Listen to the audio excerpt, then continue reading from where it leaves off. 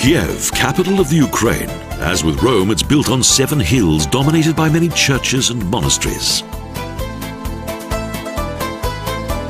On the Dnieper River are numerous cultural treasures that were concealed for several years.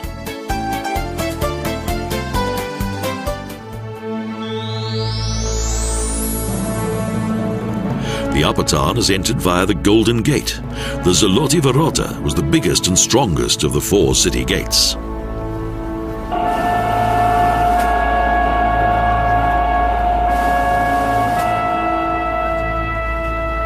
A 2-level fortified stone tower in Byzantine style above the Annunciation Church with its golden dome and cross.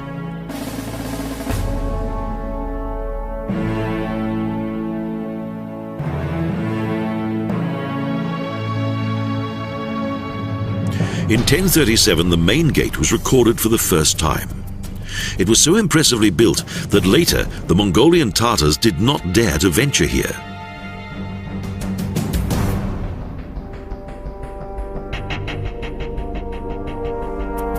The huge fortified tower is 7 meters wide, 25 meters long and 12 meters high. Even so, it was eventually destroyed from the city side.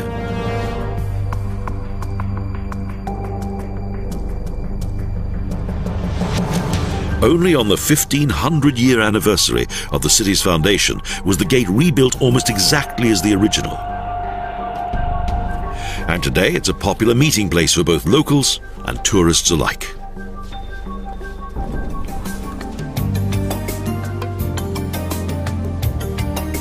The Latin Quarter originated in 1837 according to the design of Vicente Beretti, with splendid buildings such as the National Philharmonic.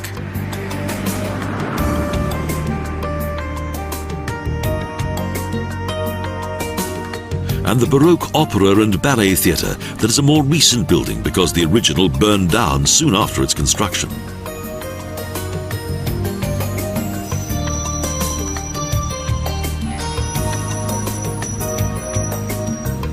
The Opera House was where local musical works and plays were performed, along with those of foreign composers and authors.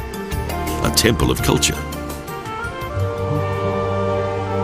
A monument is a reminder of composer Mykola Lysenko. He was chairman of the Ukrainian club that encouraged and promoted culture.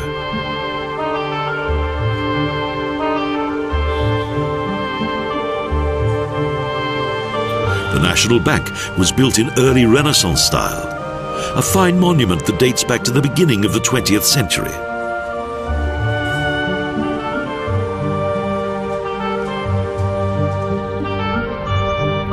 The famous puppet theatre looks like a castle within a park. Only its comic figures indicate its real use.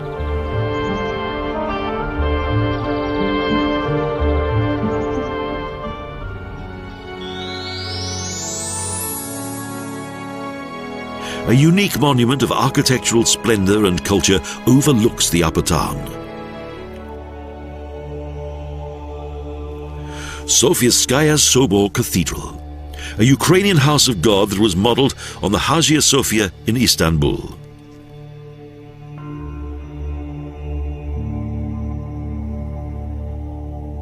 The Orthodox Church is one of several mainstream Christian religions, the most well-known of which was established in Russia and contains an array of its own unique designs. The Orthodox Church has its own rites, canon, and religious art. A number of its works of art date back to the 11th century.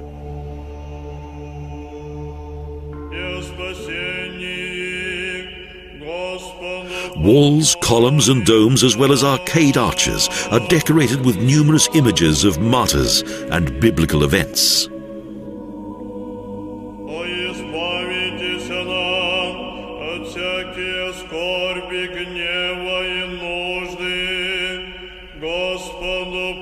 Today, the Sofieskaya Sobor is a museum.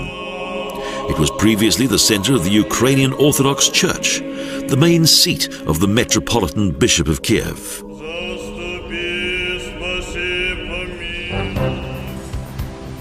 In front of the cathedral is Sophie's Square, in the centre of which is a statue of Hetman on a horse. It's made out of the bronze of old ships.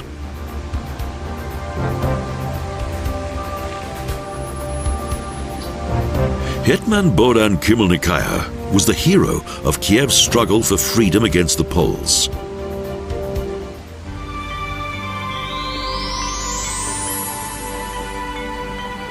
Several heathen temples and tombs once stood on the old Kiev sovereign hill until Christianization in 988 AD.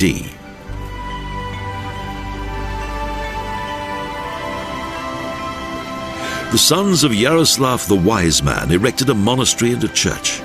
And finally, sovereign Sviatopolk had the single-domed Michael Church built.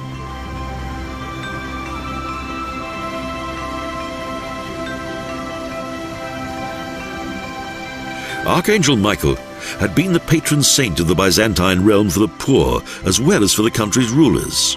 He was also patron saint of the Kiev Rus realm.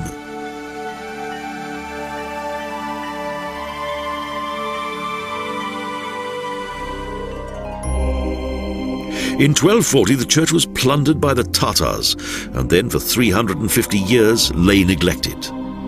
Hetman Mazepa had it rebuilt.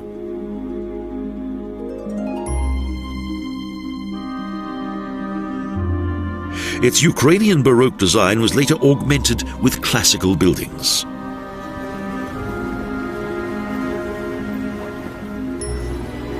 Thus originated this extraordinary architectural masterpiece that unites 7 centuries.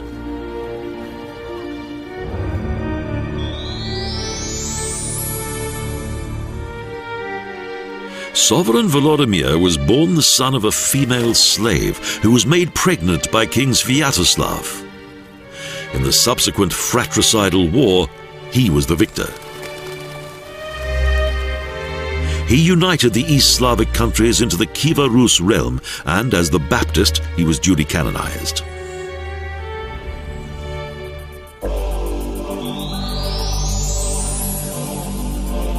The Andreas Church is another masterpiece of Baroque architecture. It looks as though it's floating above the edge of Andreas Hill. That's why it's known as the Flying Church.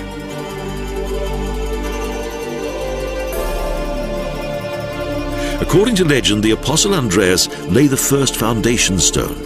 He has a special meaning for the Slavish Christians because he preached in this region.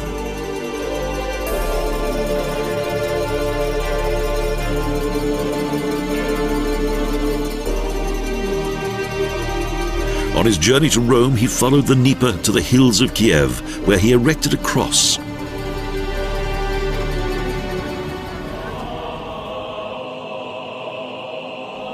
He prophesied a great future for the city that would one day be built here.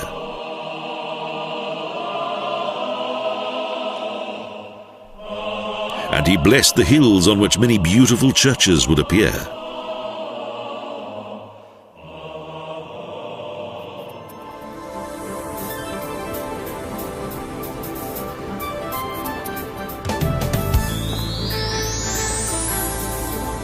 The Andreas Path is the oldest of the city. Where today there are splendid residences, in former times there were only humble buildings for craftsmen and traders.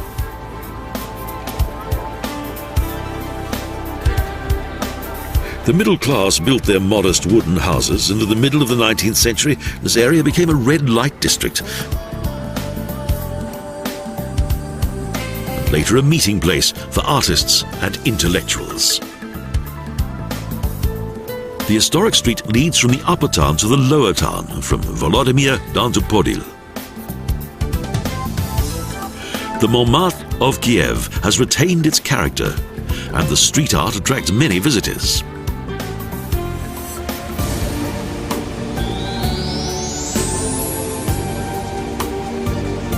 The lower town, Podil, is the old town quarter at the waterside, with the Pokrovska Church and the Pirogotsha Church located in between the houses of both traders and fishermen.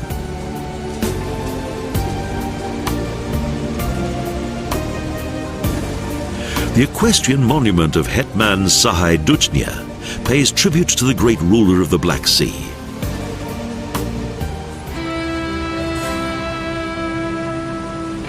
Podil is situated on a plain between the right bank of the Dnieper and a range of hills. The splendid buildings demonstrate the wealth of the former trading town.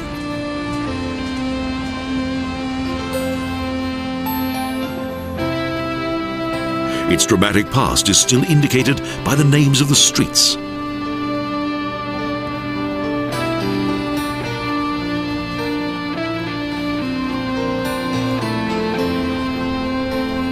When the Tatars destroyed the upper town, Podil became the center, and later the largest district.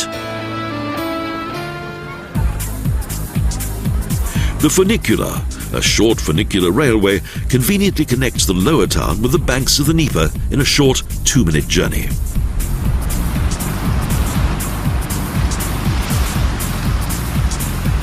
The harbour district was once the heart of the city, in which ships from Constantinople and the Mediterranean area anchored, and goods of all kind were transported.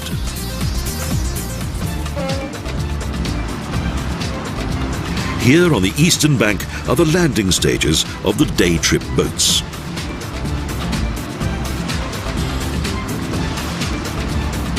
Passengers constantly come and go on all the various vessels.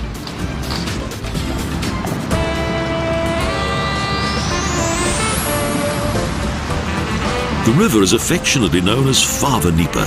It's a large river and an ancient trading route between the North and the Black Sea. A national symbol.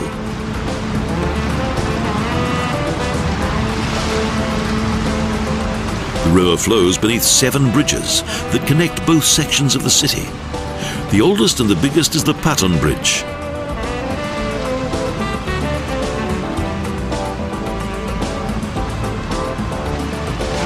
A good way in which to end the day is on a boat trip, past the anchored cruise ships whose passengers explore the old town.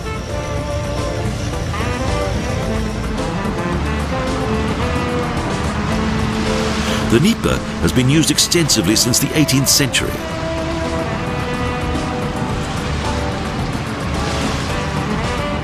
After the Volga and the Danube, it is the 3rd longest river in Europe.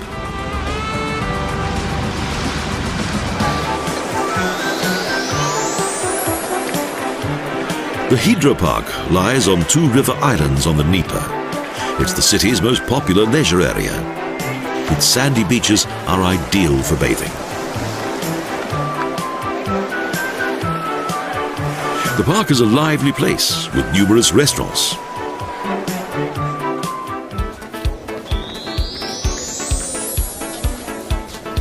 The Khreshchatsky is the city's main street, with a width that varies between 80 and 100 meters.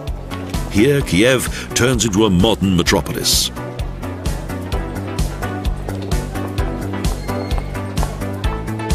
Splendid civic houses flank the 1.2-kilometer long and 8-lane street.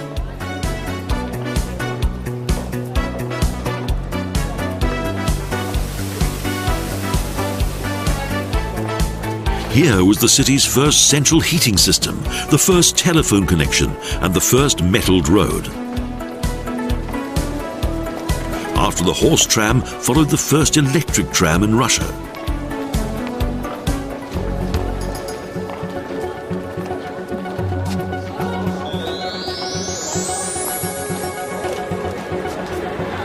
The Square of Independence separates the boulevard into 2 sections.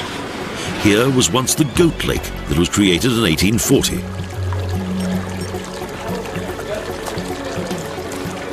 Its earth walls and structure were dismantled.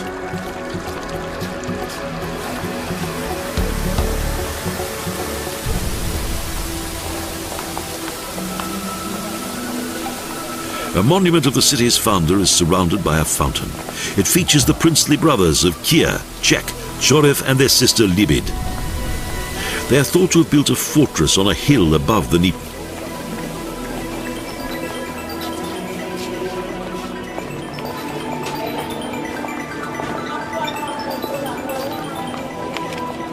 The freestanding Pecherskaya Gate supports the Archangel Michael, who appears to protect the city with his open wings.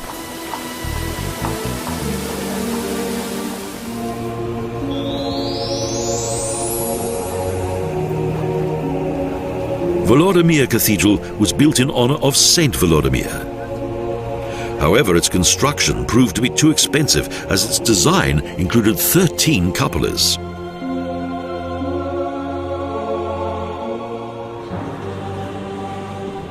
The Metropolitan Bishop donated 7,000 rubles, and the Tsar permitted fundraising throughout Russia, but the result fell short, and the project seemed to fail.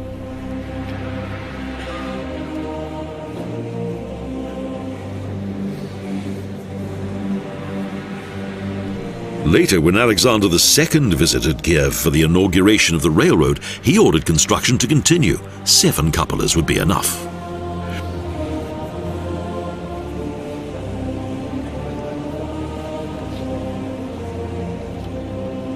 The cathedral was completed. A further 14 years passed by until its consecration, due to the amount of time that it took to decorate the interior.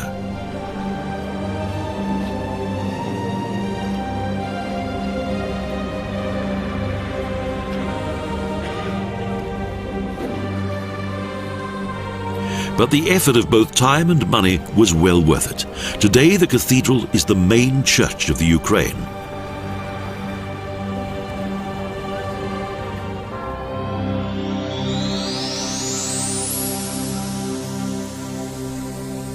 Another of the city's attractions is the House of Chimeras, also known as Monster House, an extraordinary building in wild Art Nouveau style.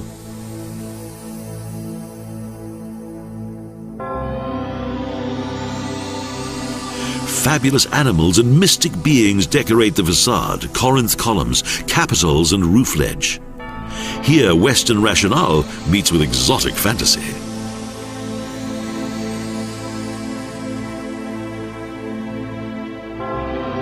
Orodekia, its wealthy co-owner, had this strange house built along with the figures created by sculptor Elios Sala, ostensibly after his own designs.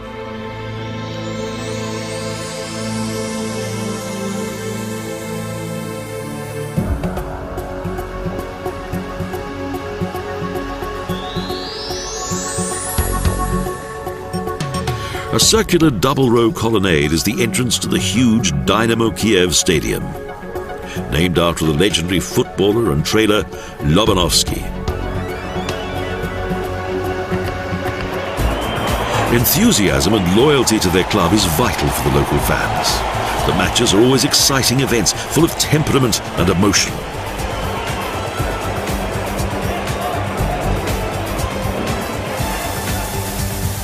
Dynamo Kiev won the UEFA Cup in both 1975 and 1986.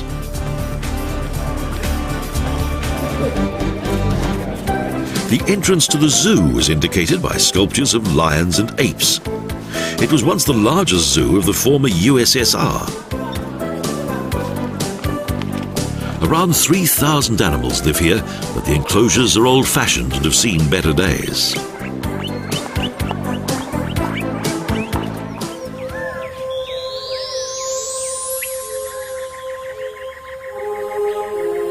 The Babi Yar Memorial is located at the northwestern edge of the city, in the once 2.5-kilometer long and 50-meter deep Babi Yar Canyon.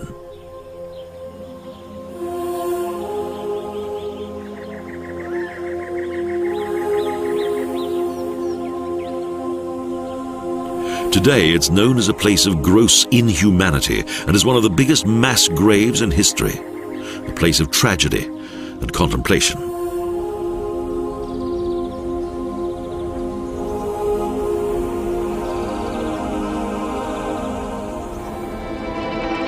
On the 29th of September 1941, all the Jews of the city were requested to come here with their clothing and documentation.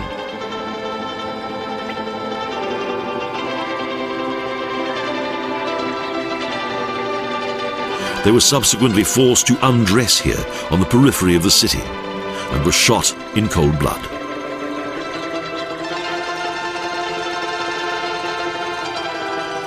A mass murder of unspeakable proportion. It's said that around 35,000 Kievian Jews were killed here in just 2 days.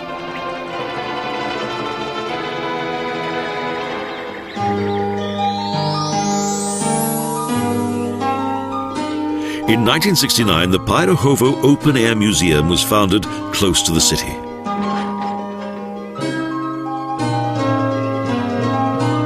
It features both local architecture and rural life.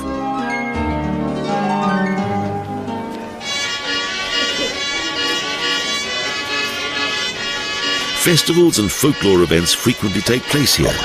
Traditional customs are celebrated in traditional clothing.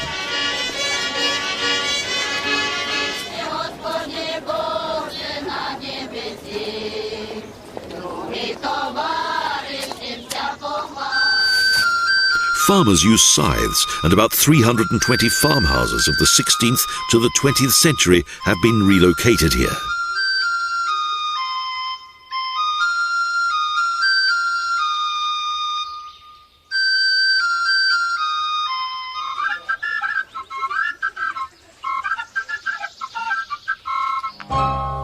Furniture and tools are on display, and each building can be entered.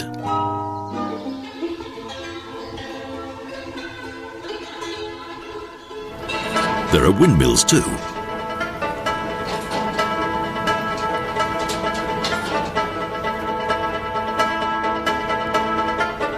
Time seems to stand still here, a place of nostalgia.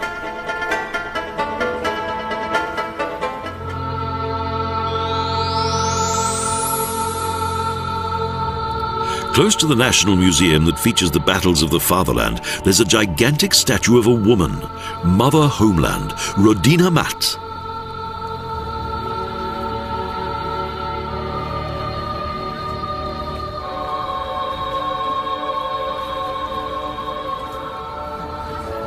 At the foot of the 108-metre-high memorial is a group of heroic freedom fighters.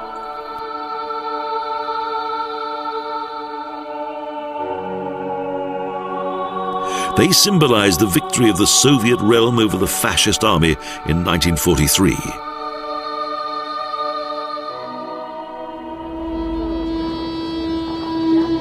The base of the huge statue contains the War Museum.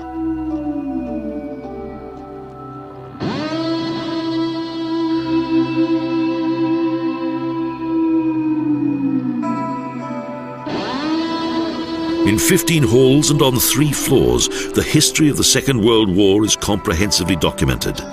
Vehicles, paintings, and weapons are exhibited here.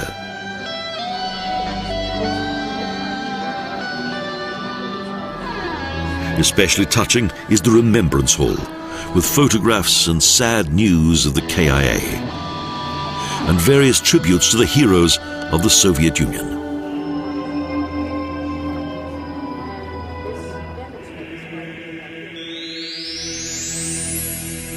Not far away is the Kievo-Pechetska Lavra, one of the oldest and most important monastery complexes of the Russian Orthodox Church.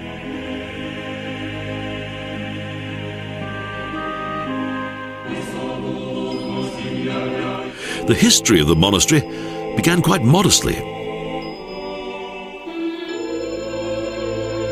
Revered monk Antonius lived for many years in a monastery on the holy mountain of Athos in Greece. He subsequently returned to his home country and lived as a hermit for the rest of his life, within a cave on the banks of the river Dnieper.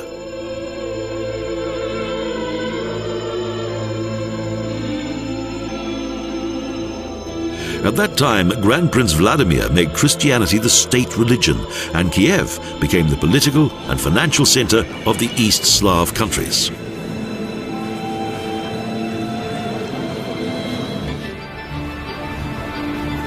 Further monks followed, and a community of hermits was formed that lived under monastic rule. They lived in caves until construction of the eventual monastery.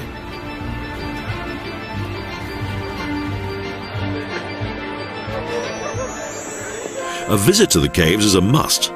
Humid, warm air comes out of the corridors. And finally, a number of coffins appear in the niches. Here the monastery's founder and various other saints of Russia's religious history were laid to rest, along with countless hermits who perished in the caves.